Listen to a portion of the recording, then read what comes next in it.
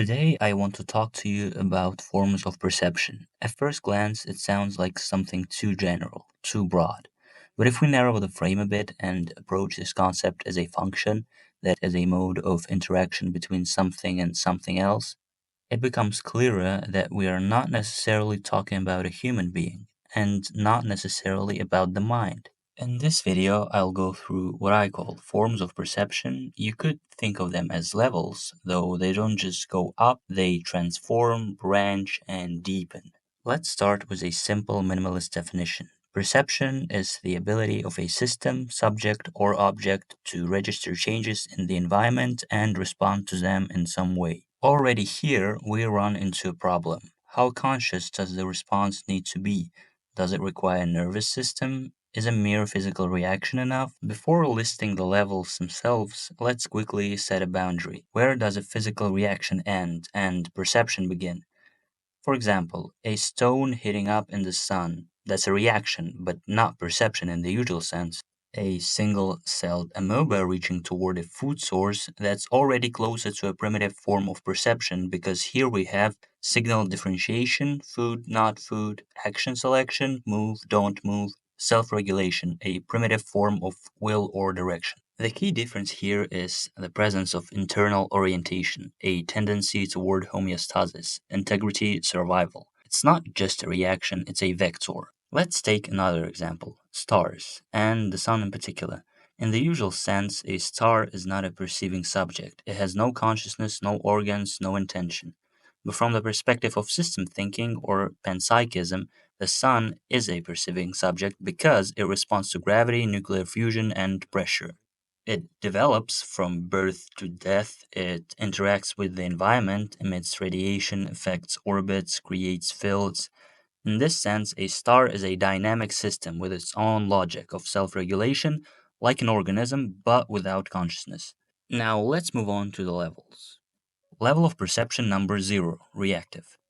This is a level where there is not even a familiar subject yet. No observer, no desire, not even the simplest model of the world, only reaction. A single celled bacterium moving toward a glucose source doesn't know it's glucose, it simply reacts to a certain chemical gradient. This isn't perception in the usual sense, but it's not a total absence of it either. We could say that here emerges a minimal sensitivity to environmental change, something closer to physics than to psyche. Why call this the 0 level? Because this is not perception as such, but a threshold. Level of perception number 1 sensory. At this level, a recognition apparatus appears. Living beings begin to register signals from the environment light, vibrations, temperature. Receptors and sensory organs emerge. For example, the nematode worm has photoreceptors that allow it to distinguish between light and dark. This isn't vision in our sense, but it's already perception, not just reaction. Sensations are not yet united into a coherent picture of the world, they are just data taste, smell, pressure, light. No connections, no meanings. Level of perception number 2 integrated sensory. The next level, integration of sensation. Here, the organism can correlate different streams of signals, combining them into a unified sense of situation. Simple animals like fish or insects navigate space, respond to threats, seek food, form basic behavior patterns. The body and the environment are already linked in a single process. Not just something smells, but that smell comes from there and is associated with food. Orientation emerges. And here, perception is no longer passive. It's the beginning of an active readiness. The organism prepares to act. Perception becomes a bodily anticipation. Level of perception number 2.5 distributed sensory. And here it's important not to overlook a special branch plants, trees, and fungi. They don't move, they don't have sense organs in the usual sense, but their perception is distributed throughout their structure. Roots fill water and minerals. Leaves, light.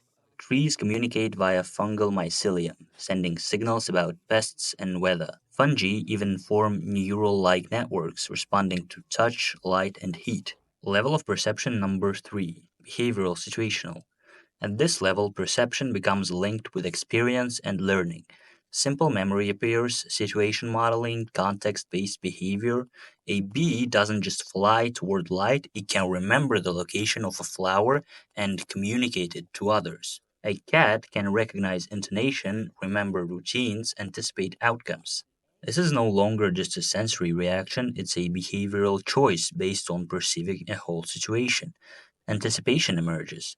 Here we can speak of a perceptual model of the future. The animal acts not just now, but also in anticipation of a possible result. Perception begins to include projection. Level of perception number 4, self referential. Here, perception becomes inwardly directed. The organism begins to recognize itself in the world, forming not just a map of the environment, but a division between self and non self. Mammals, birds, octopuses, they develop a sense of personal space, emotions, reactions based on bodily states. This isn't just perceiving a situation, it's perceiving oneself within the situation. Self preservation, fear, caring for offspring, empathy, all tied to a more complex, effective model of perception. And this is where social perception first appears the ability to read others' behaviors as meaningful signals, not just background. Level of perception number 5, reflective. At this level, the organism can recognize itself as an object of perception. A monkey recognizes itself in the mirror, a crow uses tools, a dolphin feels hurt when ignored. Perception becomes mediated by a concept of self. I don't just act, I know that I'm the one acting. This is where ego appears in its early form, where the perceiver is already a character, aware of its own wholeness. Level of perception number 5.5, introspective. Now we are inside the human. Here, perception turns inward.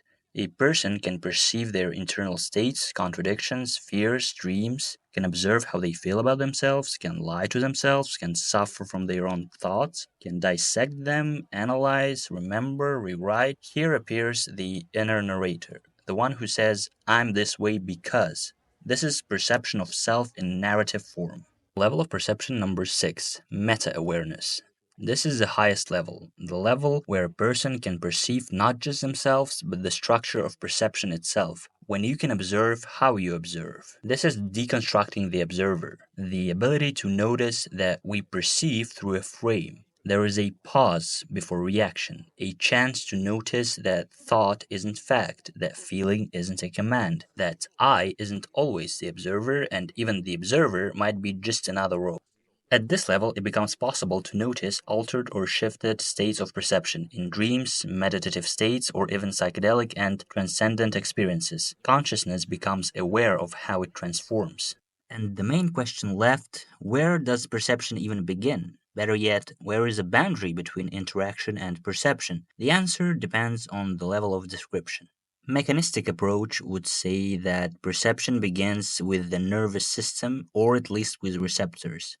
Biological approach would say that it begins with the cell because there is homeostasis. Philosophical would suggest that it begins with any system capable of response. Panpsychism would go even further and say that it begins with any form of matter because everything is perception. And quantum metaphysics would say that it begins with the fields, the fabric of reality, wave function, with the concept of perception as wave collapse. And finally, if we go even deeper in our analysis to the level of the space time continuum, space is the context for perception. Time is the structure of change. Without it, there are no differences and therefore no perception. Without time, there is no process, no response. Without space, there is nothing to perceive. We could say perception is the integration of a system with differences in space, time, and energy. Without difference, no movement. Without movement, no perception. And that's it for me. Thanks for watching, and if you enjoyed it, don't forget to subscribe to the channel. Bye!